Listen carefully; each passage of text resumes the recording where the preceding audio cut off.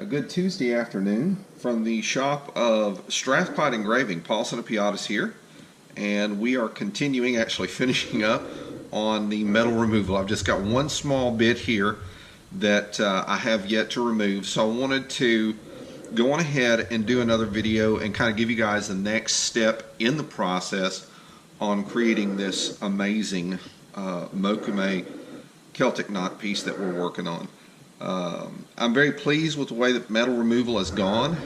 It's been shorter in time than using a 105-degree graver to plow the area out and then come back with a high-speed metal removal tool and texture the background. There is an additional step to this that I'm going to have to add, which is of no real consequence overall. But it's a step that I really want to add simply because of how I like to do my pieces. So we've got this one little small area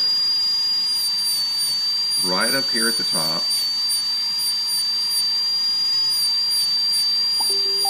that is kind of remaining to be done.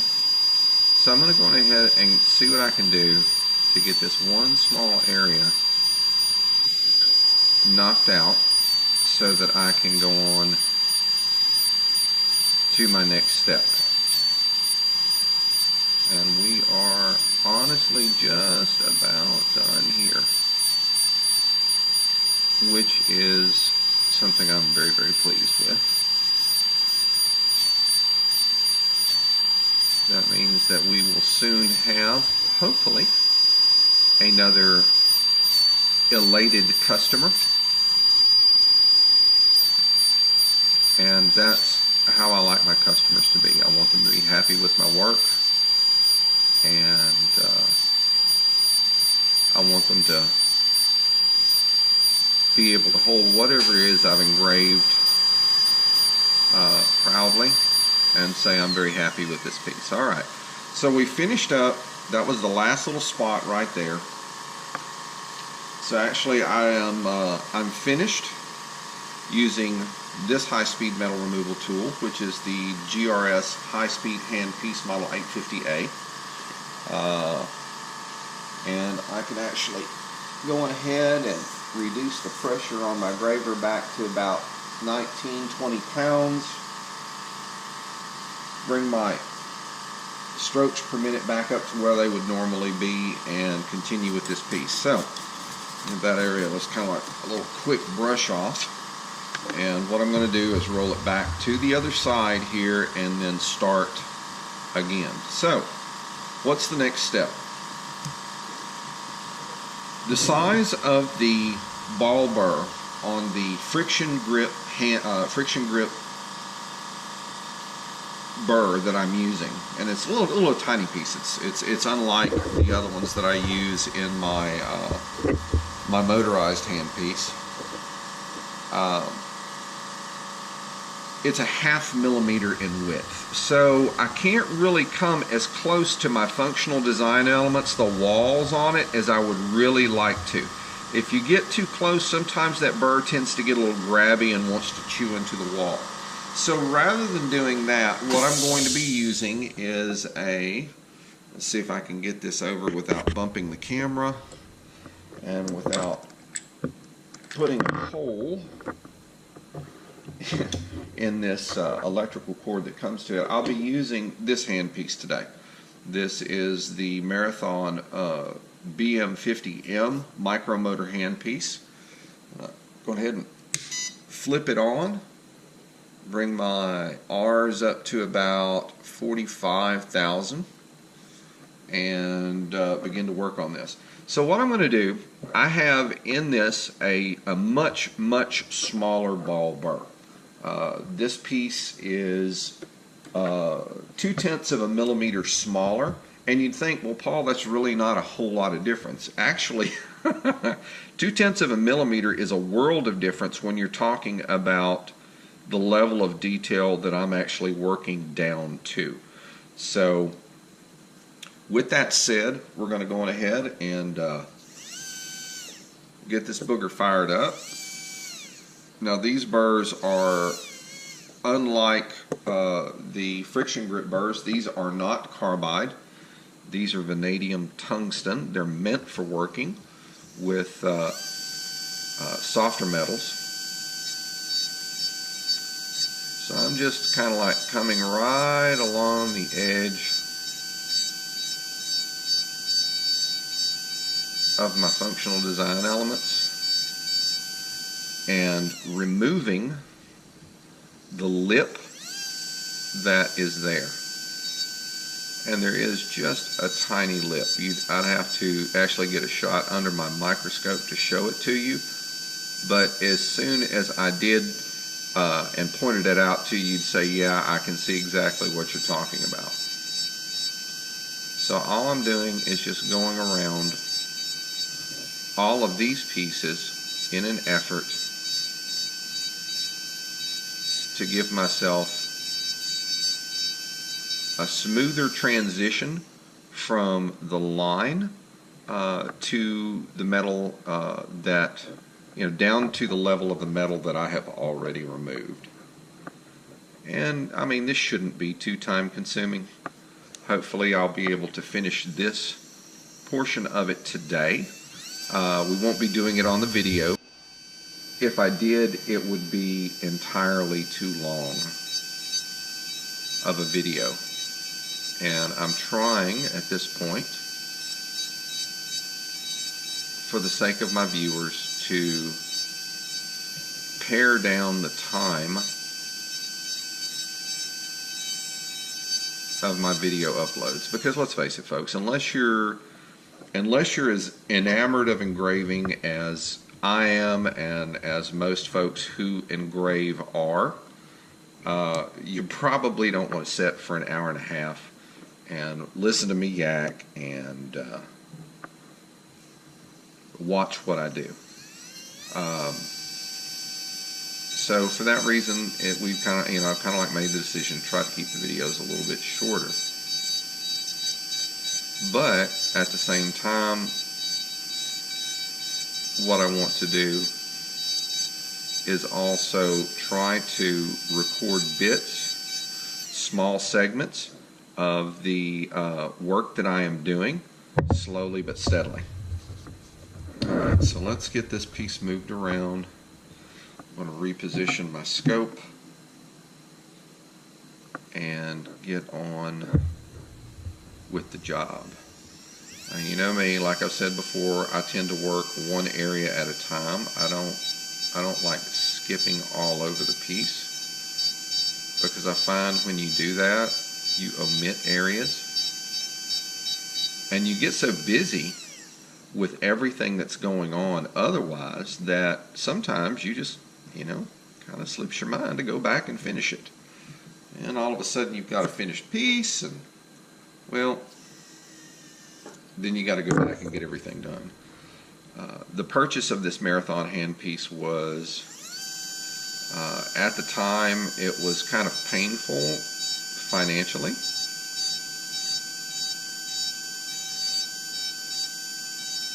But the time that it will save me overall,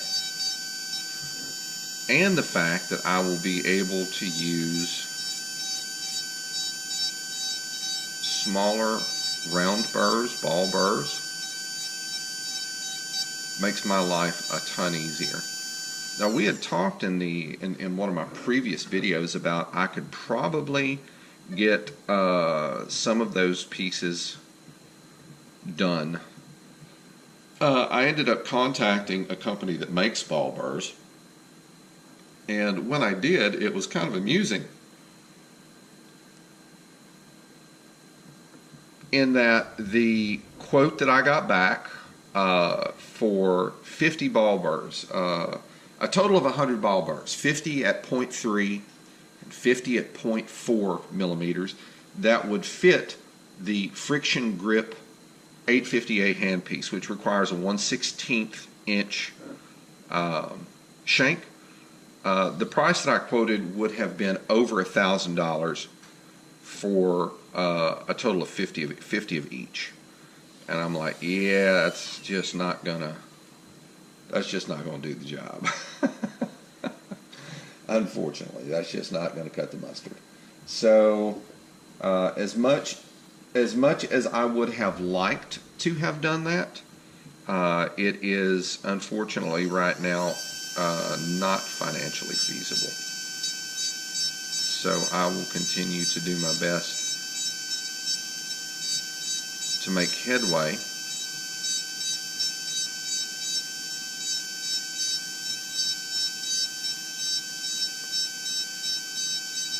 with the tools that I have, and that's going to be really the only thing that I can do. And I don't mind. I don't mind at all.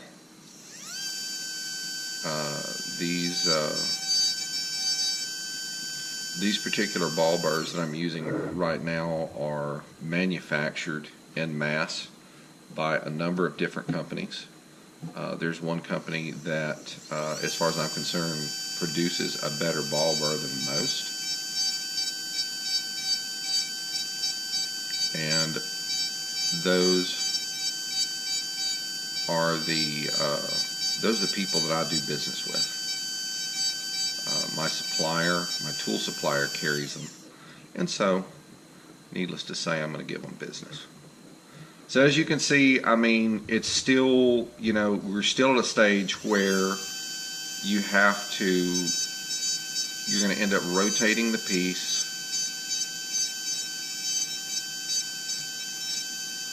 to get to areas that are kind of difficult to get to if you don't roll the piece. So, you know, that's another kind of, I guess you could say, necessary evil. That's something you're going to end up dealing with, especially when you're working on a tube instead of a flat surface. Flat surface would make this tons easier in that I would not have to constantly, you know, look under my scope, rotate the piece. I mean, it just makes things a little easier to deal with. All right, let's keep moving here.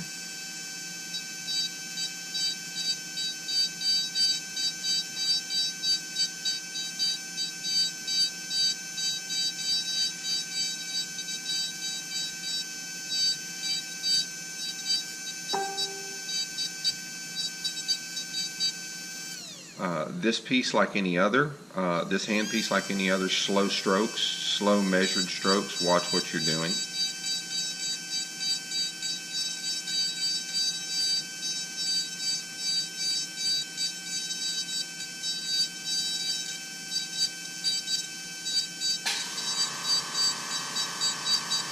The first time that you fail to do that, trust me, that ball burr is going to remind you and let you know in a bad way that, well, you should have done this.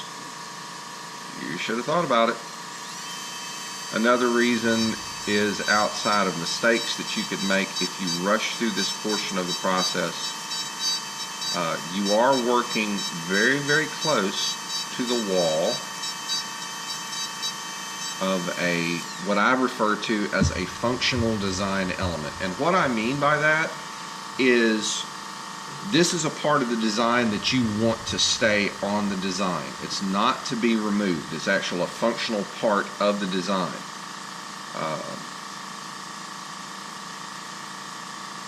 So getting really close to these walls, you know, you have to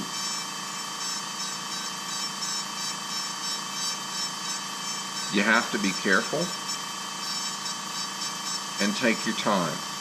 Otherwise, what you end up doing is you end up redefining the outline of one of these pieces, and you really don't want to do that. Now, let's say you've made a mistake with your graver. Let's say that you've left kind of an uneven line. Can you go in with a round burr and kind of like doctor that edge up? Yeah, of course you can. Is it going to be as clean as it was with a graver?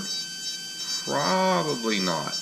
But at the level of detail that I'm working right now, I don't think it would be that noticeable unless it's a gross adjustment, a very big adjustment.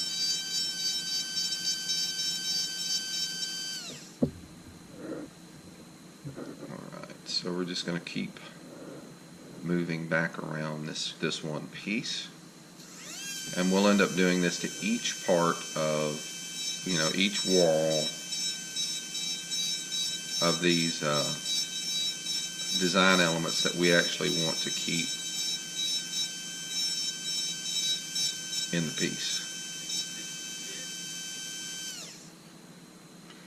All right, I've got that cranked over a pretty obtuse angle on the ball, and I just felt the collet touch on the edge over there of my fixture, so let's readjust the position that's in so that I can avoid that. And give me just a moment. I'm going to put on some cruise control here, which means that I can press the foot pedal down, hold it for 2 seconds. You're going to hear a couple of beeps, and that means the drive unit will actually keep your RPMs where you want them to be. So press down for 2 seconds. There's the beep, and I can let my foot off the foot pedal, which is another wonderful thing about this, because I'm really not trying to vary the speed of this much more than what I've already got on it.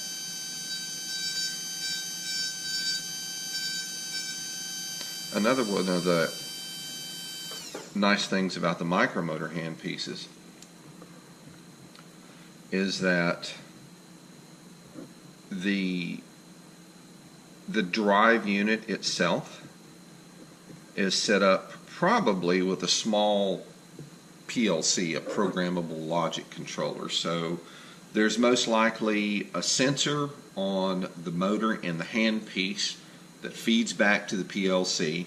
The PLC looks at the actual RPM of the handpiece versus the set point, or the RPMs that you've told the handpiece that you want to run at. If the process, which is actually the speed of the micromotor in your hand, does not match the set point in the drive unit, the drive unit will automatically put more power to the handpiece in an effort to achieve that set point that you've achieved. That's how chemical plants work as far as their processes go.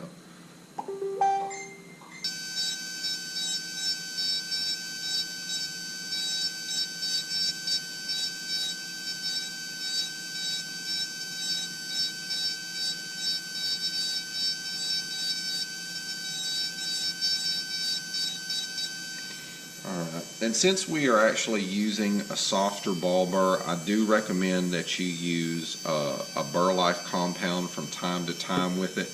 I mean, naturally the burr life is going to spin off as the burr heats up to a certain extent, but it does at the end of the day extend the life of your burrs overall.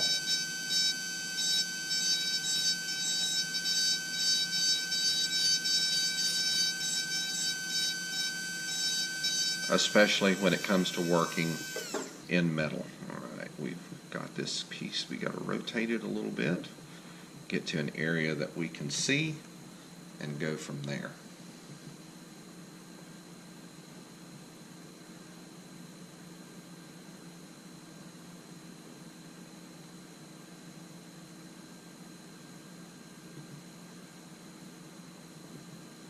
Alright, let's keep rolling here.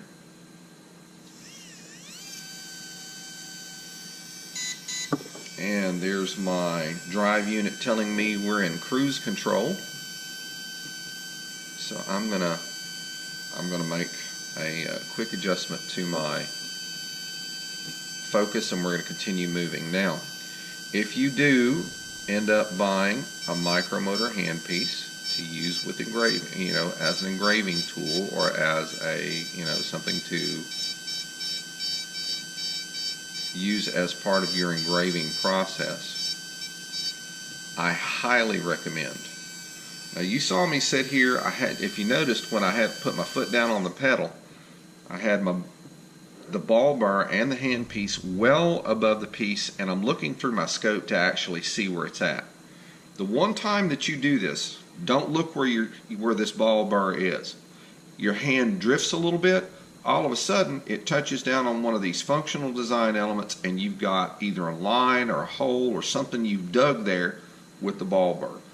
Always be mindful of where that ball bar is, because the first time you're not, trust me when I tell you, it's going to surprise you, and you're going to be scrambling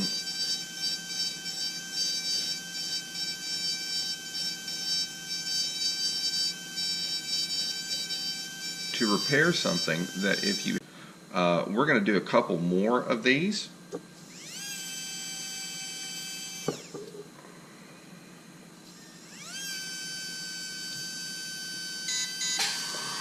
So that you can get more of a feel.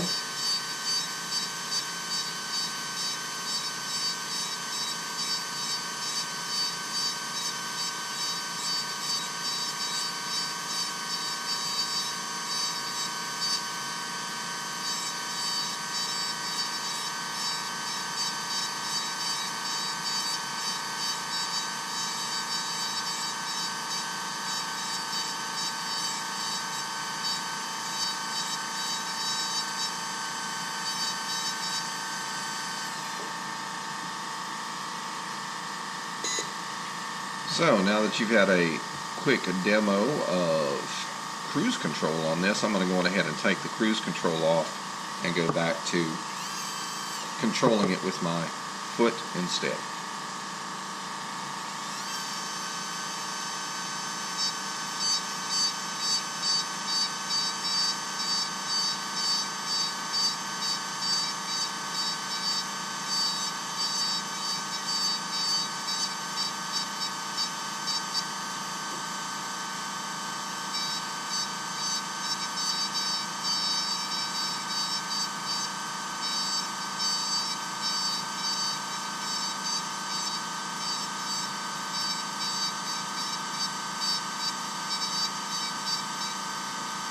Alright, we're down to the last small area.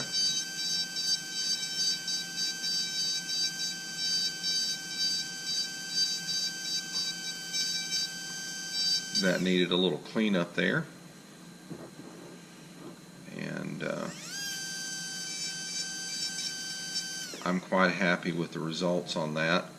So time to move to the next area. So got this one piece done. I'm going to go ahead and continue along, moving along this way, on the piece.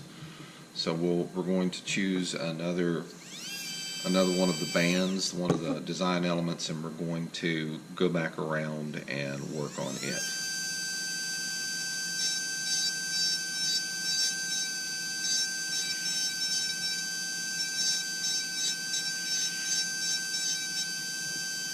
I had the distinct pleasure to have a email conversation with Sam Alfano, one of the I'd say Sam has to be one of the most dedicated people I know where engraving is concerned. Not that others aren't, but Sam has a passion for this like no other I've really ever seen. There are some others who I think have the same passion, but I really don't get a chance to talk with them in an email conversation. Sam's one of those individuals who is very, very genuine, very open, and I have to say I like that about him. I look up to him as a guide and a mentor, and Sam is just really, really down to earth and easy to talk to.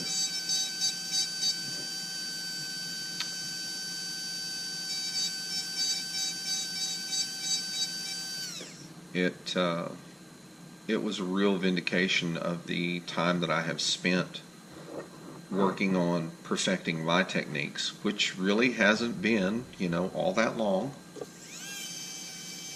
considering that I've been at this just a little over a year now full time. But in that time, I've been able to produce some good pieces, I believe. Sam paid me a compliment on my Celtic knot work, and when you hear that coming from someone of his stature, it's just an amazing vindication, an amazing affirmation that, yeah, you know what, I'm heading in the right direction. One of the things that Sam said really stuck with me. One of the things that Sam said is engraving is one of those things it's like an instrument. It's easy to sit down and watch a video wherever you choose to watch a video, whether that's YouTube or your TV or something, and you see a person playing an instrument and you think to yourself, oh my gosh, I would love to learn to play that instrument. So if you're in the financial position to, and you can afford to do so, you go and you spend money on one of these instruments, be it a guitar, be it drums, electric guitar, a bass, a this, a that, or the other. The whole thing is you've spent the money. So then you get it, and you begin to take a look at what all you have to do to really become proficient at this instrument. And instead of really, although you may really want it, all of a sudden you begin to realize just how long it's going to take for you to become not necessarily a virtuoso, but good enough at it to where people stop and take serious notice of you, your body of work, your music, what you're trying to get across. And if you focus on the time it takes to achieve that goal, it's easy to get lost by the wayside. It's easy to say it's going to take too much time. Engraving is something that you have to love.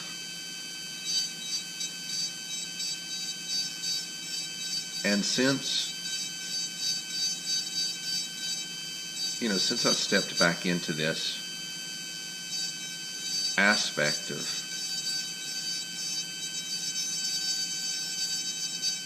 metalworking, because as a goldsmith I worked with gold, silver, brass, white gold, platinum. There's something that I realized this is something that I love to do.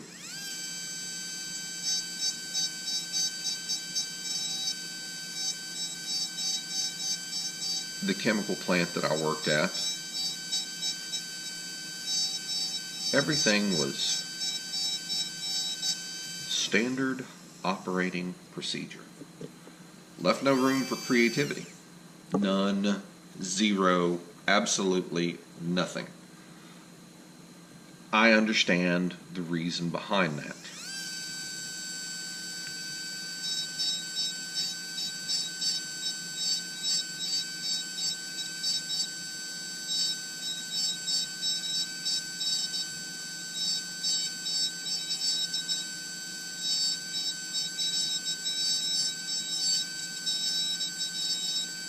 With engraving,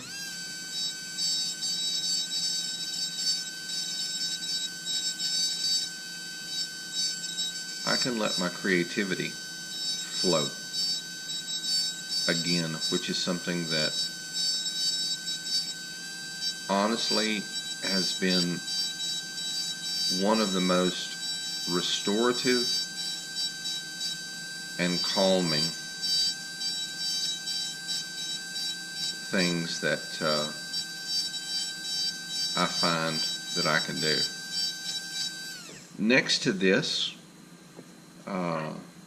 in my book, or at least with the stuff that I do, that I enjoy, I think flint knapping would run this a very close second.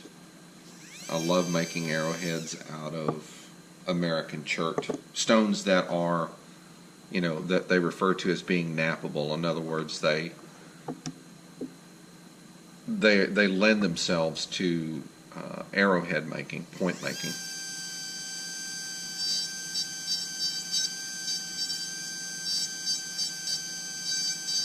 There's a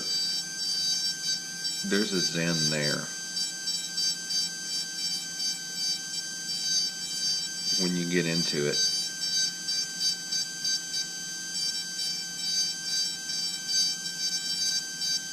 Where you just get so focused on what you're doing, you lose track of time.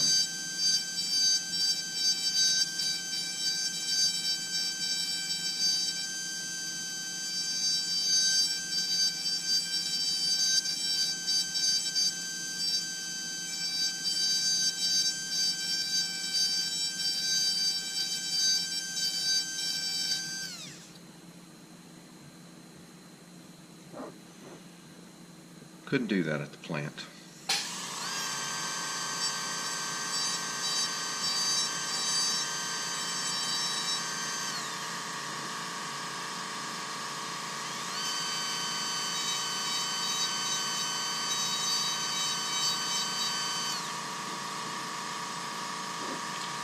Alright, we've made it around another design piece.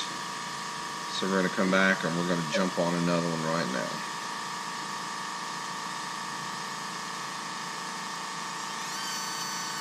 Let me get a little bit of a lubrication here on the ball bar, and we will continue to move right along.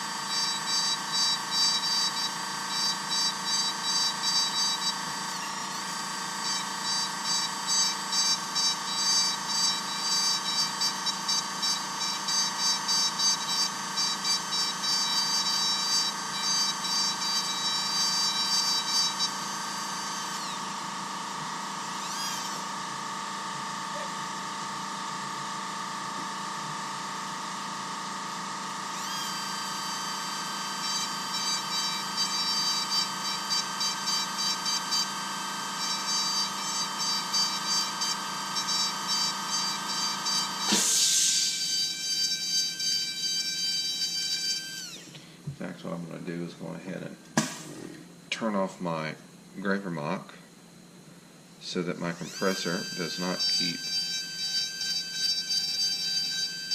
keep cycling on me when I'm not using it and wasting my electricity.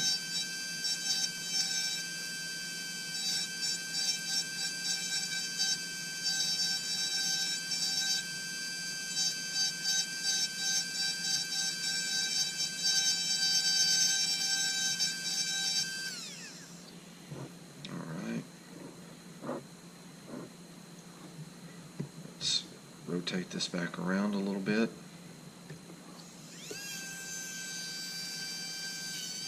I think I'm going to go back to cruise control because that's actually a little bit easier for me at this point.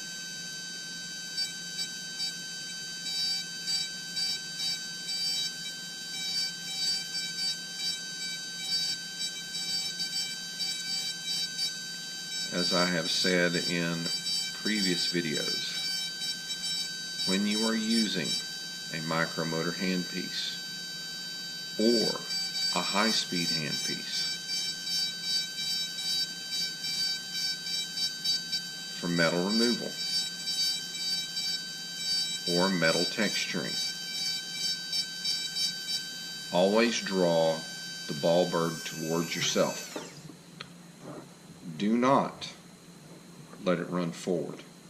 One change in RPM, the teeth on the burr will dig in, and you're going to find yourself repairing or doing your best to repair where your ball burr has run across the piece that you have spent so much time engraving.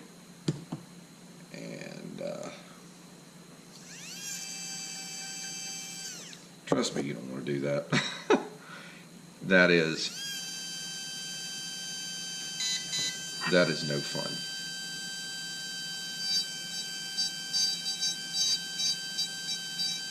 So I tell you this now so that you will know.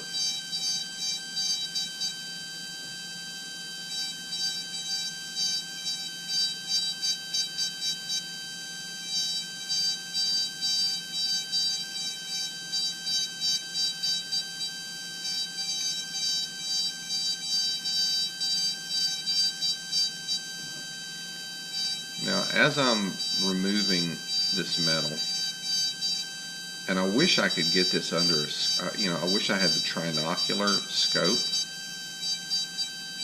that is sold by the folks who made mine, Meiji. But at the time, I just really couldn't afford it when I bought the tools. Plus, honestly, I did not think that I would be creating a YouTube channel. But as I'm one who believes in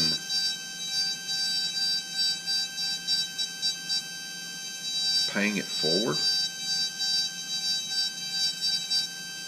the YouTube channel idea just kind of came, I guess you could say, naturally. It was something that I felt like would be a great way for me to share some basic engraving techniques with my viewers. I am, I'm not a master engraver. I am very, very far from it. I think someone will probably call me master engraver before I begin to even feel like I am. Only really one good year of ornamental work with metal outside of stone setting, casting, wax carving, that sort of thing in the jewelry industry.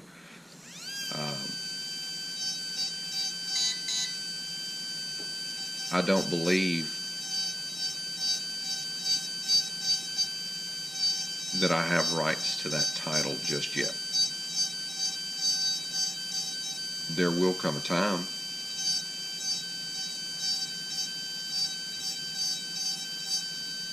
when I believe that, that'll happen for me. But that time has not yet come. All right, we're making pretty good headway here, folks. This is a good thing. I'm liking this.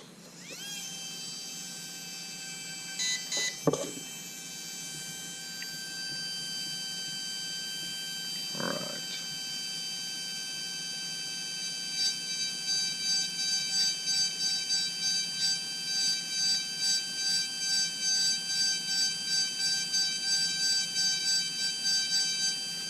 Another thing that you need to be careful of with a ball burr.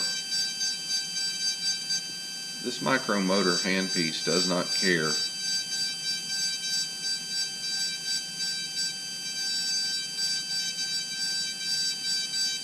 what it's cutting when it's on cruise control. It doesn't give a rat's tail. As long as it's cutting something, it's happy. It's what it's designed to do. Get your finger in front of it. You know what's going to happen? This thing is going to enter your finger. And of course you're going to be silly and you're going to stop it and try to pull it out. Wrong. Spin it, then pull it out. Have I seen that happen? Yes. Have I done it to myself? Stone setting in my early jewelry days? You damn right. Did it hurt?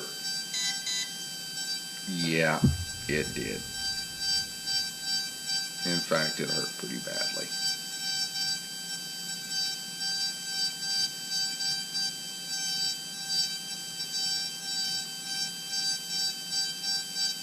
When you engrave, if you're considering it, another thing you want to keep in mind, you have got to keep your tetanus shots up to date.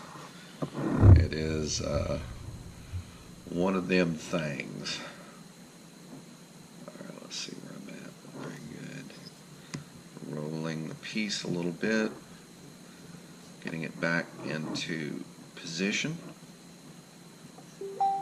getting a focus on my scope, and we're off and running again.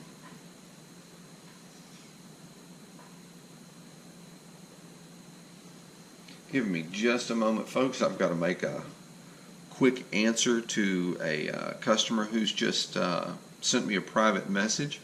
I'll be right back. I appreciate you guys being patient with me. I am back. Let's jump back into this piece again here. All right.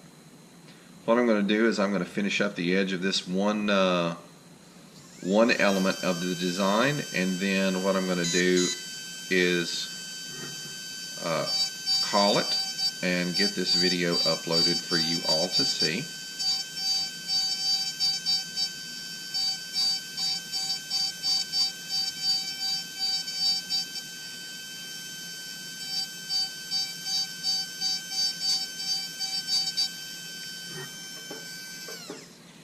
Yeah, that clunk you hear is me stepping on the pedal on the floor and knocking this thing out of cruise control mode so that I can bring it to a stop. Alright, here we go. Focus again. A little lubrication for the ball burr. And off we go.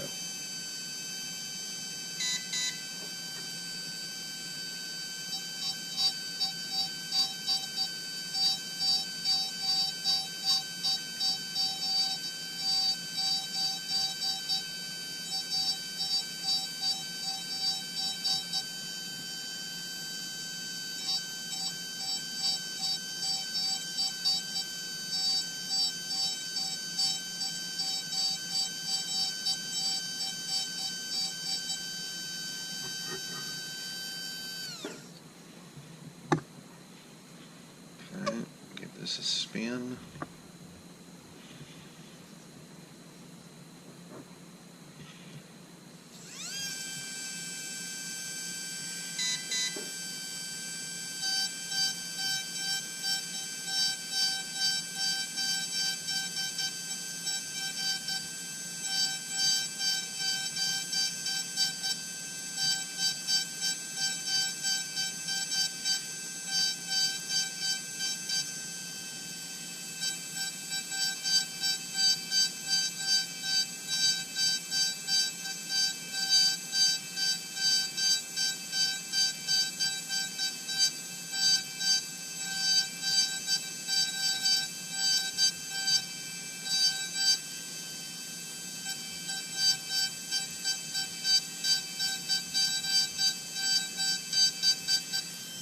See if we've got another small one that we can do right quick. Yeah, we'll do this piece right here, and then I'm going to call it and let you guys get back to your evening, your day, whatever it is that you've got going on.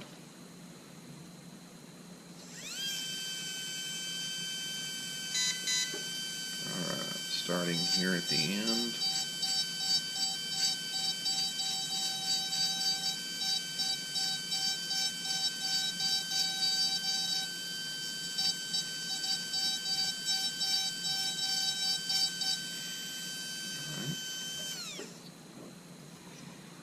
Spin this around, and what I'm going to do, since I'm working in a different spot, I am actually going to loosen up my ball vise just a tad and slide that area that I'm working more towards the middle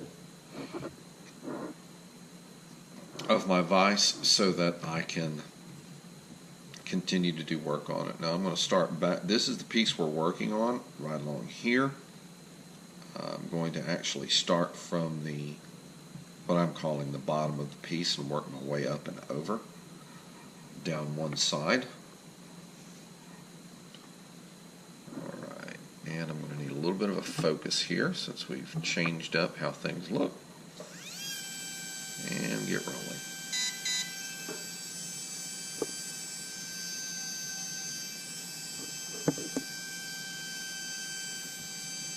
Alrighty.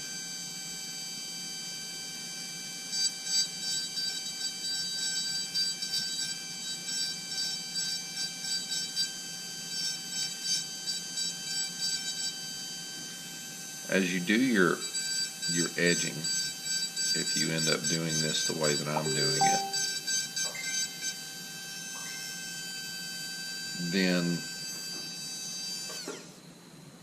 the one thing that I want to remind you of is, remember, you have textured the you've already textured the background in the area that you're working on. So as you remove the lip of metal that's left,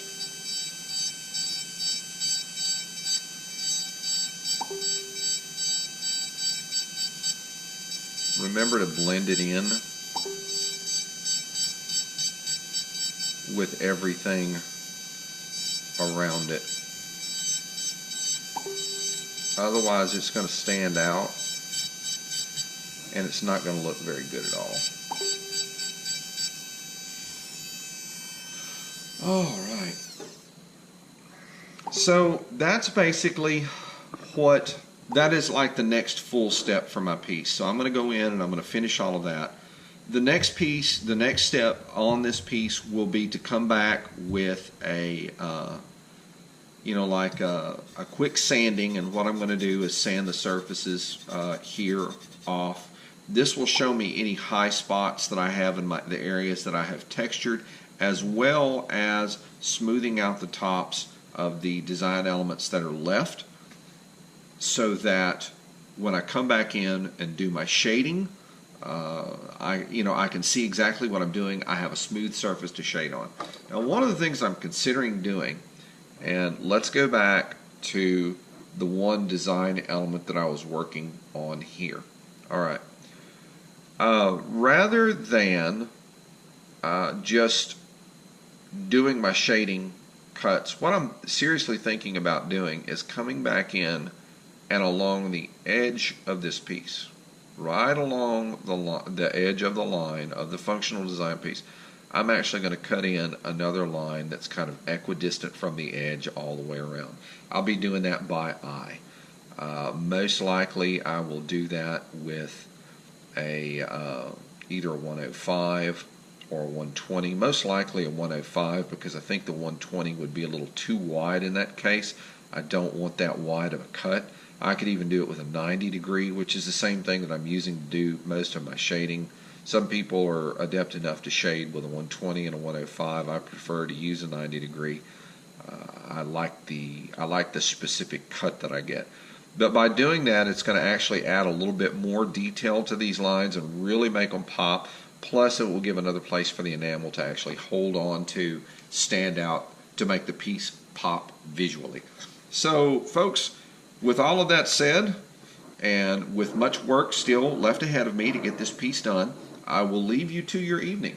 Thank you so very much for stopping by Strathclyde Engraving and spending time with me, Paul Sinopiatis, to just, kind of chill and watch and see what engraving's about. To the individual who's watching this that is my client, I hope you enjoyed the video. There will be more to come. You will see them. Folks, please remember, if you don't mind, subscribe to my channel. I'd love to have you, get a notification if you do watch YouTube like I do. In fact, I find myself watching more YouTube than I do cable TV, simply because I can pick the content that I choose to watch instead of watching what Hollywood or some other documentary person wants me to see. I can choose what I want to see. If you would, please subscribe, drop me a like, comment if you'd like. I'll be sure to get back with you. Again, thank you very much. Paulson and Piatis for Strathclyde Engraving, signing off. Have a great day, folks.